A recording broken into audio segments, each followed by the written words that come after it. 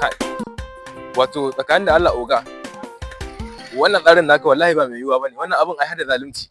Ka duba haka da Allah mun fito sannan akwai ƴan satan da ma bamu yi ba. Amma kuma ka ce wai zan tura ka a baro duk ka bani wahala. Wallahi wannan zalunci ne oga. Ka duba ha gani fa. Wait daya dalla daya mala. Kai fa tunda ka higo harkar gwangwam ka higo harkar tsiya. Wallahi ka higo harkar tsiya. To oga wannan ai zalunci ne, duka nawa kake bani a wata? Wuta in na tsaya da naira 300. Ka duba ga injinin da aka kawo mana masallaci, daga masallaci muka saya.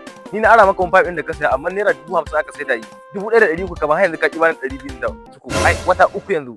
Wannan ai zalunci ne oga. Ni wallahi in kana mun haka yin ce ma ni na fasa. Yasa aka ce dan adam butule ne, zan ce murfin motar baban ku da kawo min 300 na dauka na baka. Na taba sayan karafunan da suka wuce naira 300. Ba damuwa oga, wallahi zan yi maganin ka tunda abin naka iskanci ne. Dan uwarka in na kai ka jikin bedi sai ga wanda zai samu gadon naka. Kowa ya asarar rayuka ma guda biyun gaba daya. Muga ta tsiya.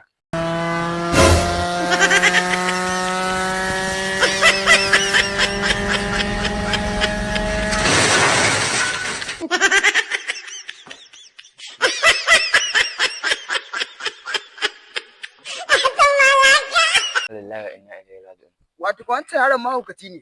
Kai dai bari wancan masu gungum din ba dan Allah ya kiyaye mu, mu kaina da ba dan ka so ne ba ya bige ni. So yake kai su wancan da yo shi kai Allah kiyaye ma ba su je ba sun ga can sun bugu da bai da can mu je dai mu diba mu ga a kare.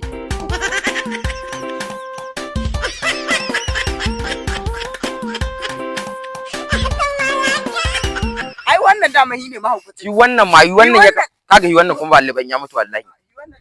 A wannan shi ganin yana motsi ai. Me gida? To wannan mu janyo tun da yana motsi. Mu fadda yi wannan.